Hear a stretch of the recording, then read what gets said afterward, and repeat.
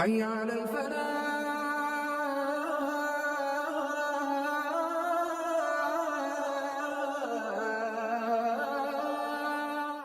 الحمد لله نحمده ونستعينه ونستغفره ونؤمن به ونتوكل عليه ونعوذ بالله من شرور أنفسنا ومن سيئات أعمالنا من يهده الله فلا مضل له ومن يضلل فلا هادي له ونشهد أن لا إله إلا الله وحده لا شريك له ونشهد أن محمدا عبده ورسوله. قال الله تبارك وتعالى في كلامه المجيد وفرقانه الحميد. اعوذ بالله من الشيطان الرجيم. بسم الله الرحمن الرحيم. يا ايها الذين آمنوا كتب عليكم الصيام كما كتب على الذين من قبلكم لعلكم تتقون. قال رسول الله صلى الله عليه وآله وسلم فاخبرني عن الإحسان. قال أن تعبد الله كأنك تراه فإن لم تكن تراه فإنه يراك. رب اشرح لي صدري ويسر لي أمري واحلل عقدة من لساني يفقهوا قولي. صدق اللہ العظیم. حضرات گرامی،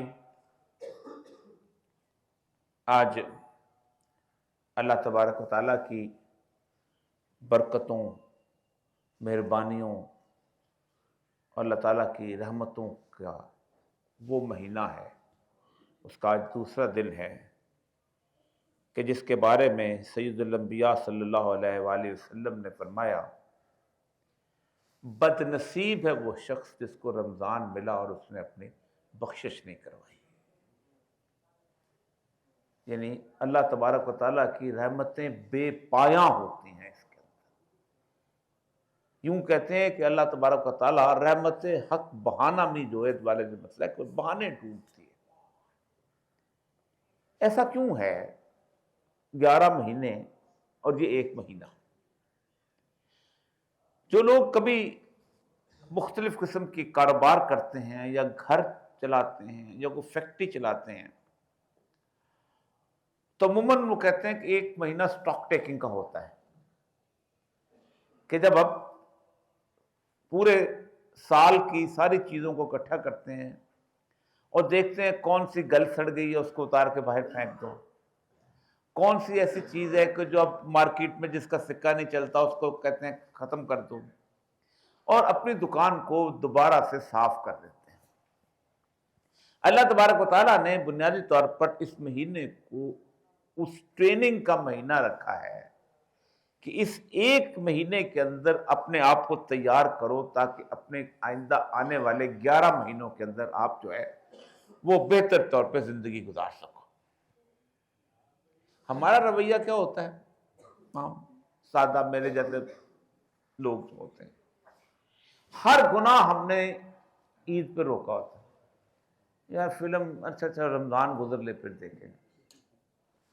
جھوٹ بولنا ہے آج کل تھوڑا سا رمضان گزر لے پھر میں اس کو دیکھوں گا، اس میں تھوڑا سا جھوٹ بولنا پڑتا ہے.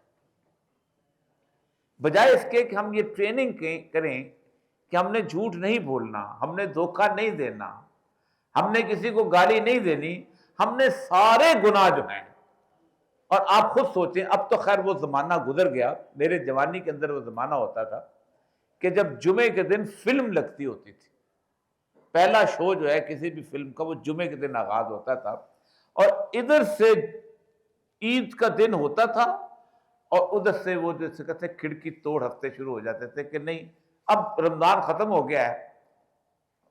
تو بنیادی طور پر ہم سمجھتے ہیں جیسے شیطان جو ہے وہ ایک ایسی چیز ہے جس کو اللہ تبارک تعالیٰ نے قید کر دیا ہے، تو ہمارے اندر کا شیطان بھی قید ہو چکا ہے. ایسا نہیں ہے، اندر کا شیطان ہمارے ساتھ فَلَمَّهَا فَجُورَهَا وَتَقْوَاهَا.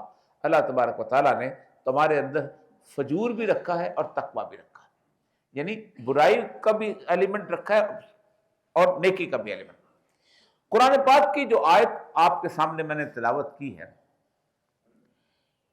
اس میں اللہ تعالیٰ فرماتا ہے یا ایھا الذین آمنوا کتب علیکم الصیام، ہم نے تمہارے اوپر روزے فرض کیے کما کتب علی الذین من قبلکم، تمہارے سے پہلے امتوں پہ بھی فرض کیے گئے، لعلکم تتقون، تاکہ تم تقوی اختیار کرو. منزل کیا ہے؟ تقوی.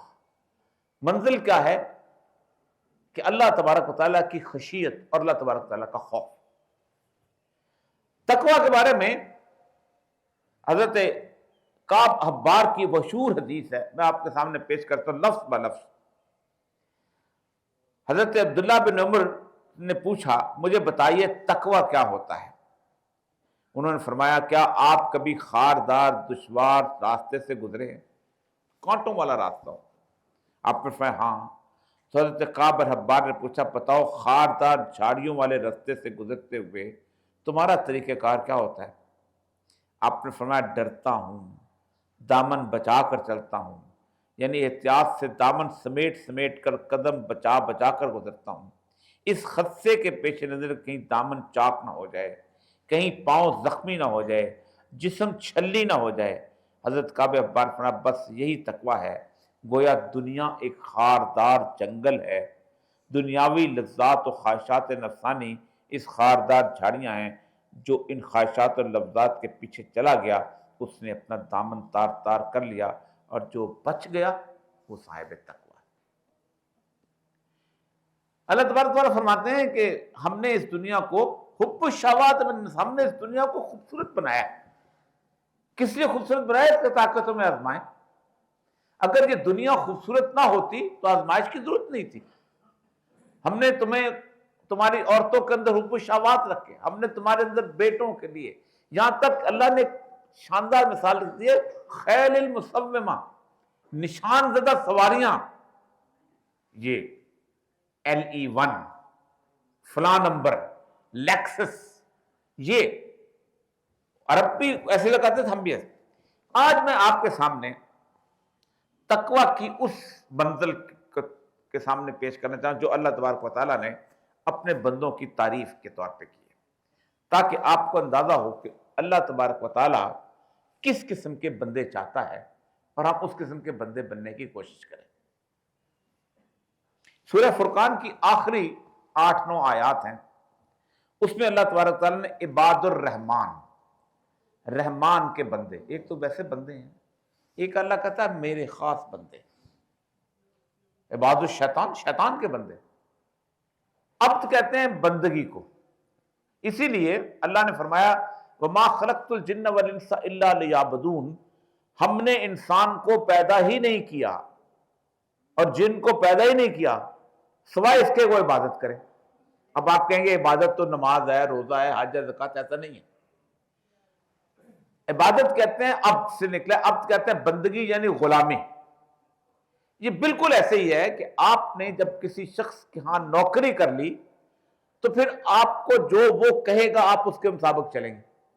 اب میں آپ کی مثال آپ کے سامنے رکھتا ہوں کہ ایک شخص ہے کہ جس کو آپ نے ایک وردی دی ہوئی ہے، وہ وردی پہنتا ہے آپ کے سامنے، لیکن آپ کے دشمنوں کے ساتھ اس کی میل جول ہے، اس کے ساتھ تعلق ہے۔ آپ کہیں گے یار عجیب آدمی ہے، وردی میری پہنتا ہے اور میل جول دوسروں کے ساتھ کرتا ہے۔ اسی طرح آپ اس کو کہتے ہیں جاؤ ایسا کرو، پانی لے کے آؤ، اور وہ کھڑا ہو جاتا ہے، کہتا ہے پانی لے کے آ، پانی لے کے آ، 100 دفعہ دہراتا رہتا ہے۔ آپ کہیں گے ایسا آدمی ہے کہ میں اس کو حکم دے، وہ کہتا ہے جاؤ چوری کرنے والے کے ہاتھ کاٹ دو، جاؤ زانی کو سنسار کرو،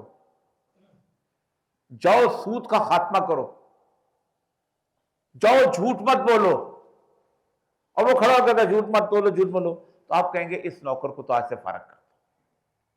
تو عبادت بنیادی طور پر اگر اللہ تبارک و تعالیٰ کے احکامات پر آپ مستقل عمل کرتے ہیں تو آپ کا سونا بھی عبادت، آپ کا چلنا بھی عبادت ہے، آپ کا اٹھنا بیٹھنا، یہاں تک کہ آپ کا بیوی کے پاس جانا بھی عبادت ہے، کیونکہ وہ اللہ کے احکامات کے تابع ہو جاتے ہیں، عبادات کے اندر وہ گنا جائے گا۔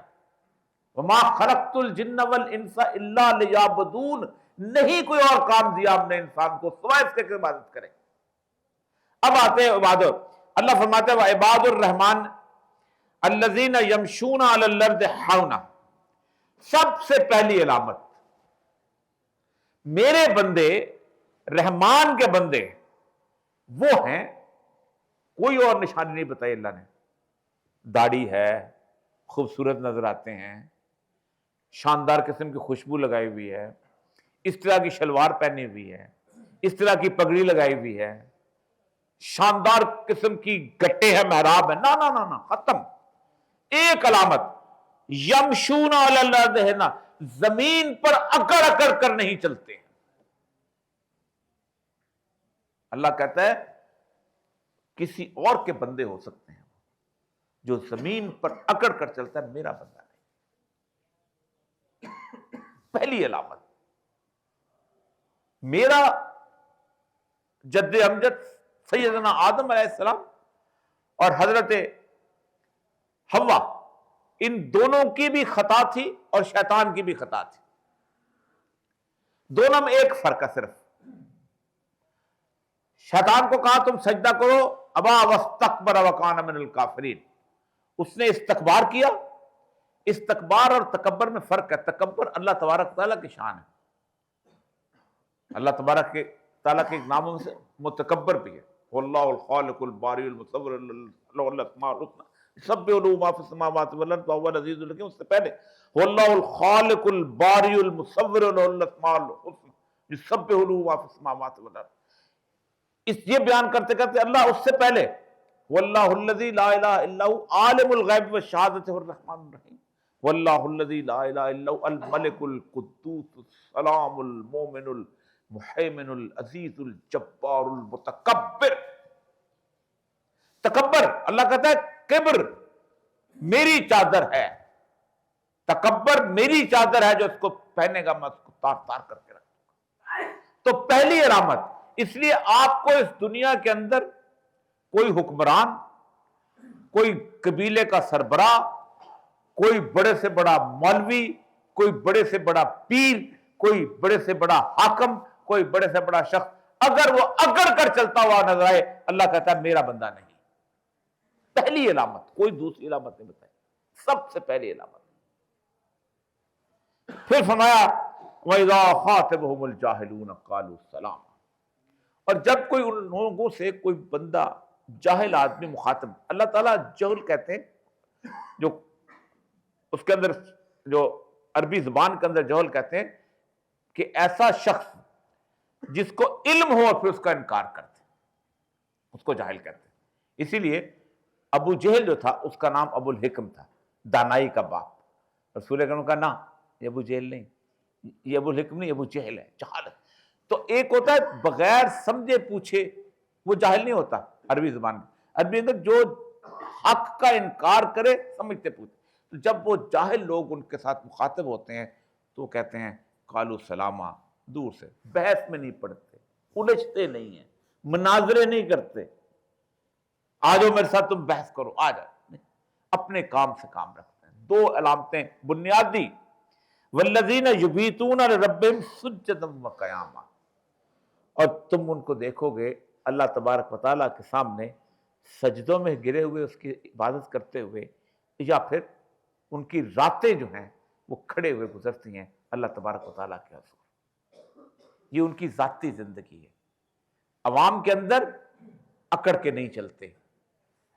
اس کے بعد والذین یقولون ربنا اصرف عنا عذاب جہنم ان عذابہا کان غراما. اور جب وہ دعا کرتے ہیں تو ان کی دعاؤں میں دنیاوی دعائیں بہت کم ہوتی ہیں. وہ کہتے ہیں اللہ تعالیٰ ہمیں جہنم کے عذاب سے بچا، کیونکہ یہ وہ عذاب ہے کہ جو بہت خوفناک ہے.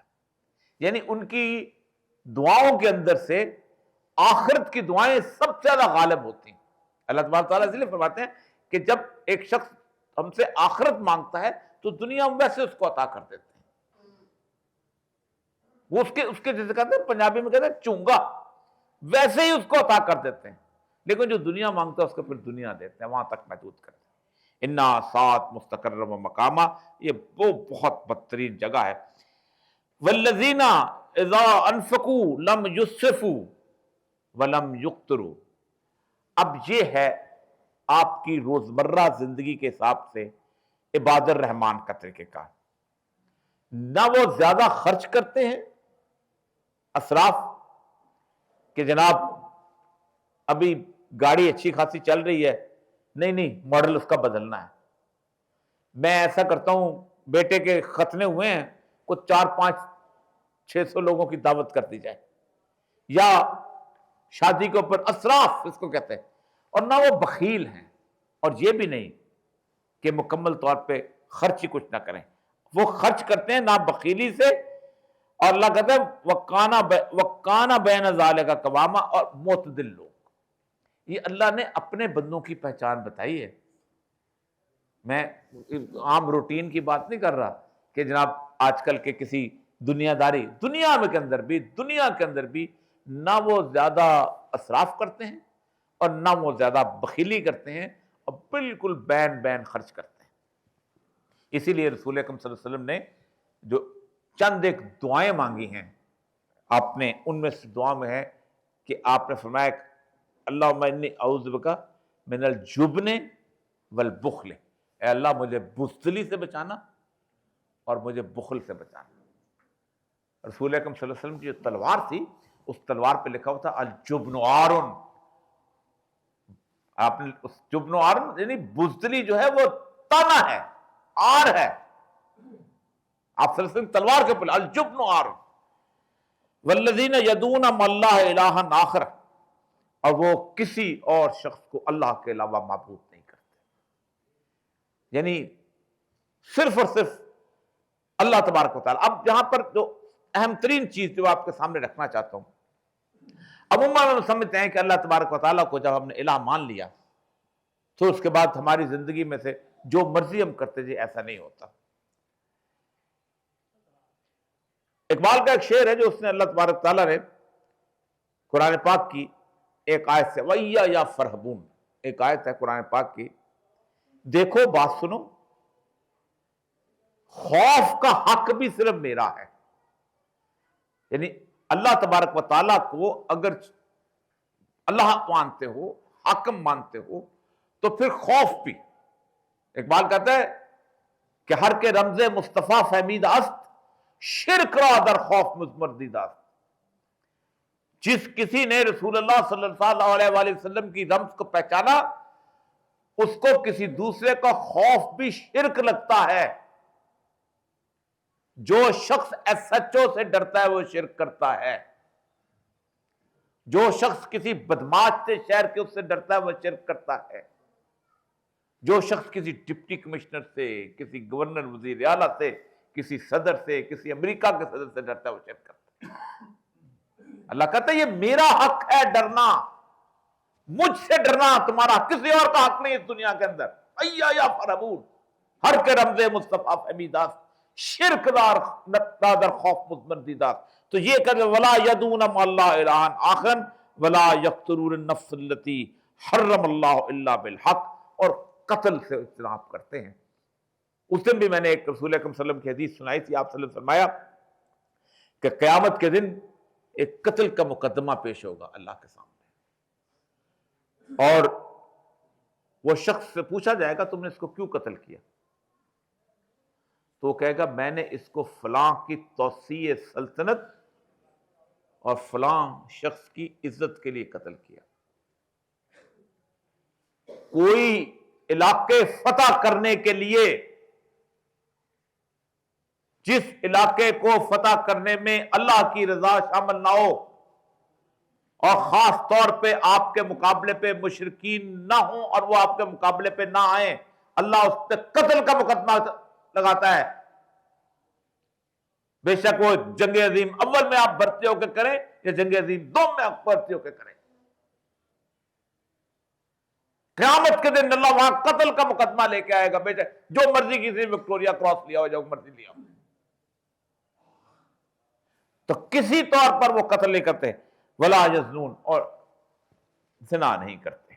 اس کے بارے میں، زنا کے بارے میں اللہ تبارک تعالیٰ نے قرآن پاک میں ولا تقربوا الزنا، زنا کے قریب بھی مت پھٹکو.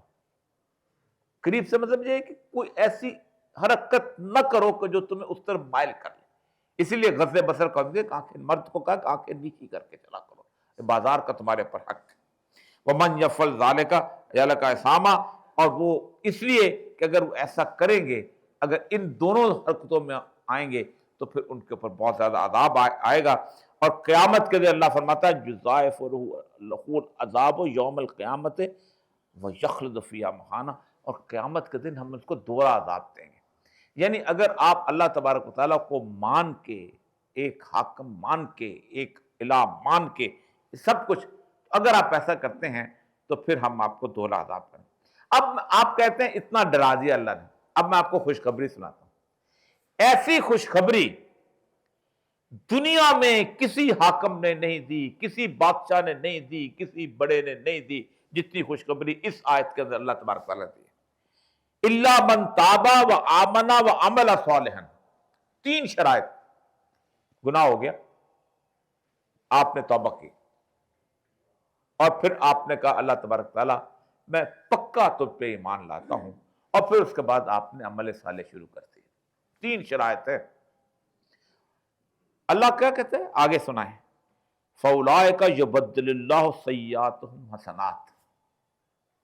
اللہ کہتا ہے میں صرف معافی قبول نہیں کروں گا، صرف یہ نہیں کہ میں تمہیں بخش دوں گا، میں تمہارے گناہوں کو نیکیوں میں بدل دوں گا۔ کیوں؟ ایسی بات کیوں ہے؟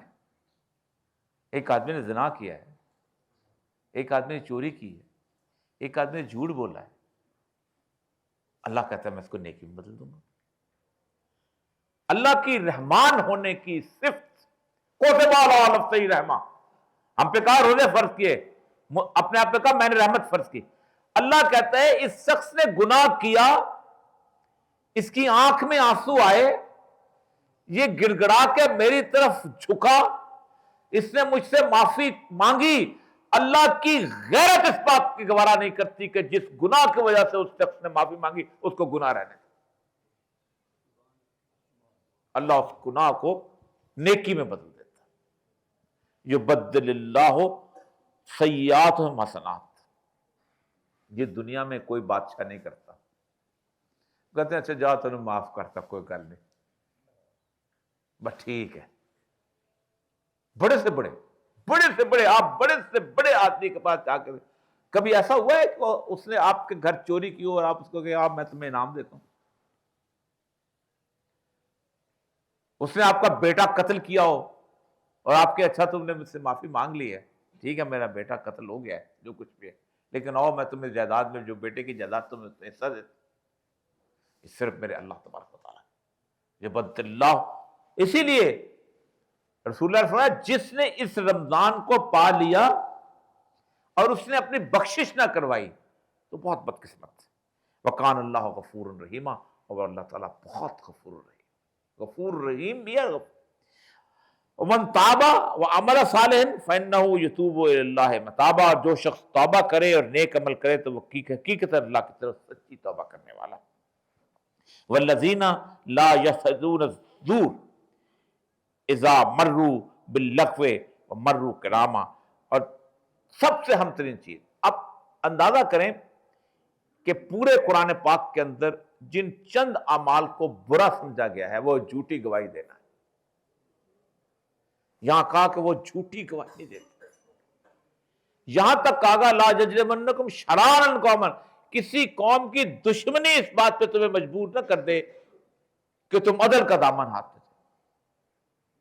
ہمارے ہاں ہوتا کیا ہے، میں کبھی کبھی سوچتا ہوں کہ پاکستان خاص طور پہ وہ خطہ جس کہ میں پنجاب میں رہنے والا ہوں، اس پنجاب کے اندر آخری عمر میں، یعنی آپ اندازہ کریں 1941 میں ہائی کورٹ لاہور کا ایک فیصلہ ہے کہ پنجاب کے جو لوگ ہیں جو دشمنداری میں اس سطح پہ چلے جاتے ہیں کہ ان کا ڈائنگ ڈیکلریشن بھی قبول نہ کرو، یہ مرتے ہوئے بھی جھوٹ بول جاتے ہیں کہ نہیں اگر ڈال دو گواہی کہ مجھے فلاں دشمن نے قتل کیا ہے، حالانکہ اس کو پتا ہوتا ہے کہ نہیں۔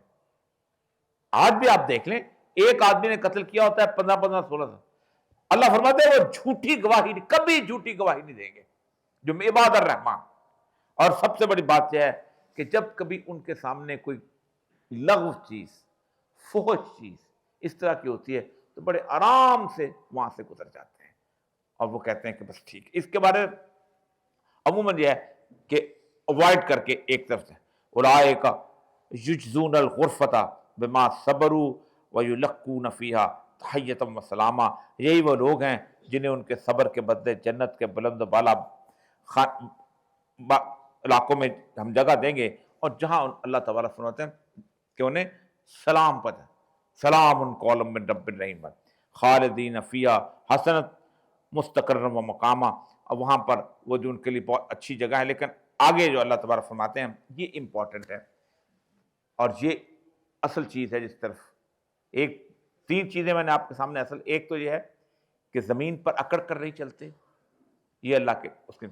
دوسری یہ ہے کہ جب وہ توبہ کرتے ہیں تو اللہ تعالیٰ ان کے جو گناہوں کو بھی نیکیوں میں بدل دیتا ہے. اور تیسری اہم ترین چیز ہے والذین اذا ذکروا بآیات ربہم لم یخروا علیہا صما وعمیانا. یہ بہت امپورٹنٹ چیز ہے، بہت اہم چیز ہے. اور جب ان کے رب کے کلام کی آیتیں سنائی جاتی ہیں تو اندھے بہرے ہو کر ان پر نہیں گرتے. قرآن آپ پڑھتے ہیں، روز پڑھتے ہیں، پڑھنا چاہیے. نبی اکرم صلی اللہ علیہ وسلم نے فرمایا کہ ایک آیت سمجھ کر جو شخص پڑھے گا نا اس کو 100 نفل کا ثواب ہے. ایک نفل کے اندر ایک دفعہ سورہ الحمد تو پڑھی ہوگی نا، ایک چھوٹی سی آیت تو پڑھی ہوگی نا. ایک یہ ہے کہ صرف ایک آیت کا ثواب، اور ایک سمجھ. فرمایا کہ وہ ایسے نہیں ہیں کہ قرآن پاک ان کے سامنے تلاوت کیا جائے تو سمن و امیانہ، اندھے بہرے ہو کر نہیں ہیں کہ سن لیا اور اس کے بعد جا کے سو گئے.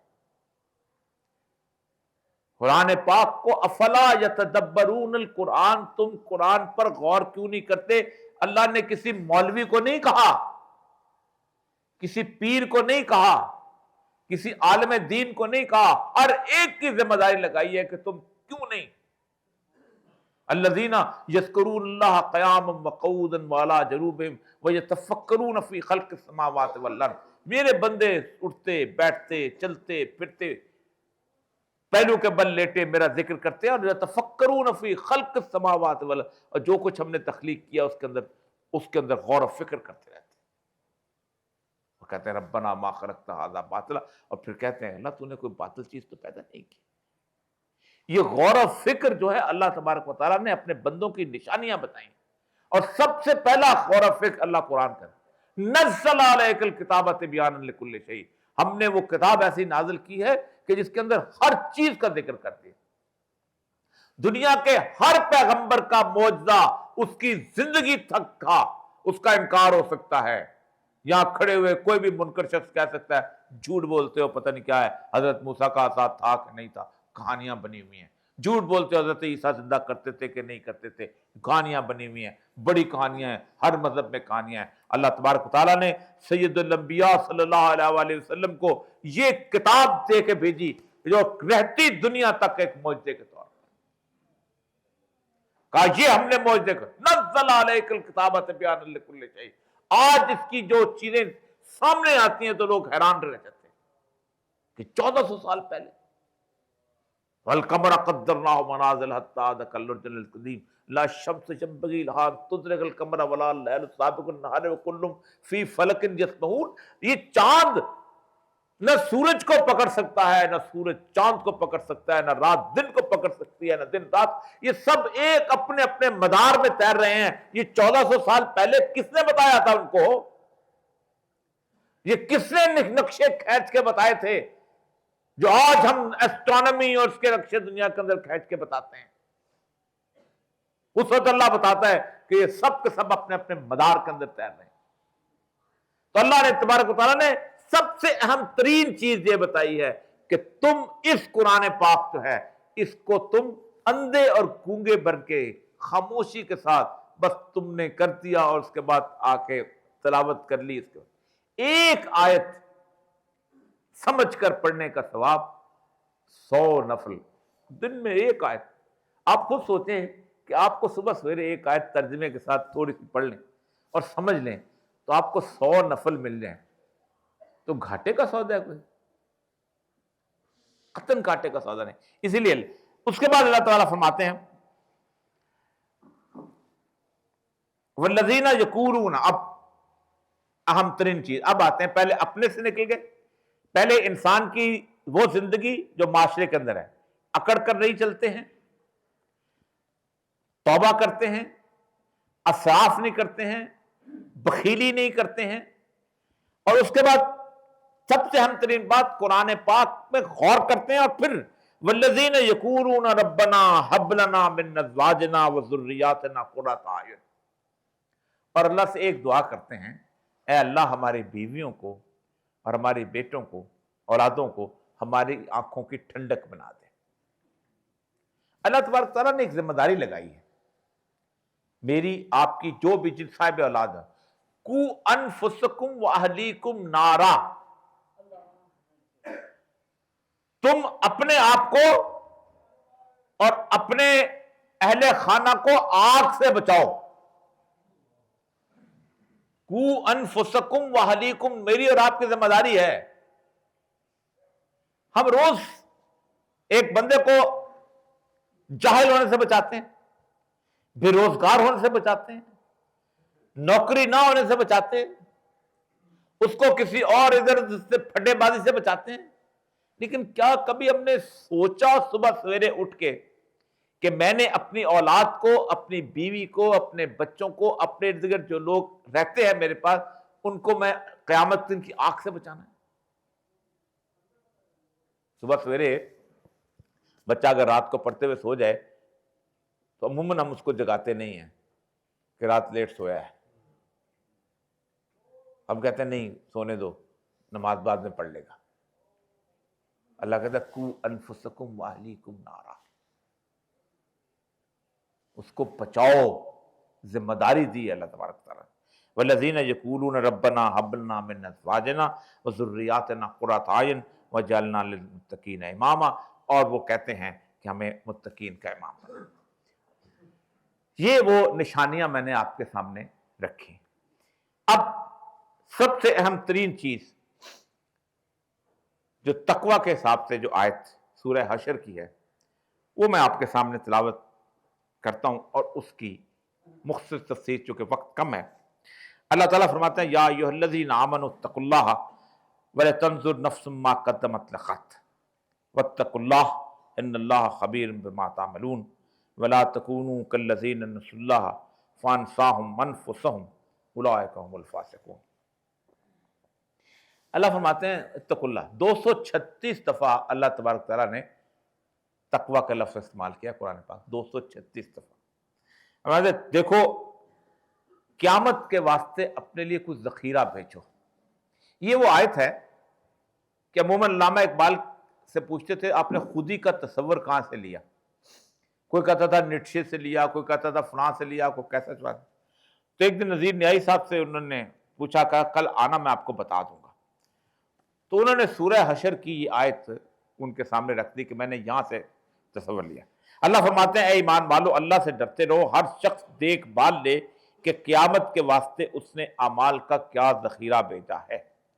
وَلْتَنْظُرْ نَفْسٌ مَا قَدَّمَتْ لِغَدٍ وَاتَّقُوا اللَّهَ، اللہ سے ڈرتے رہو، ان اللہ خبیر بما تعملون، اور دیکھو اللہ تبارک و تعالیٰ تمہارے اعمال سے باخبر ہے۔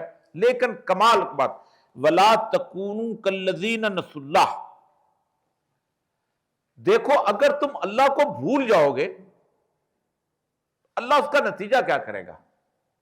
اللہ کہتا ہے جو ایسا کرتے ہیں، ہم کرتے کیا ہے فَأَنْسَاهُمْ أَنفُسَهُمْ، ہم انہیں اپنے آپ سے غافل کر دیتے ہیں۔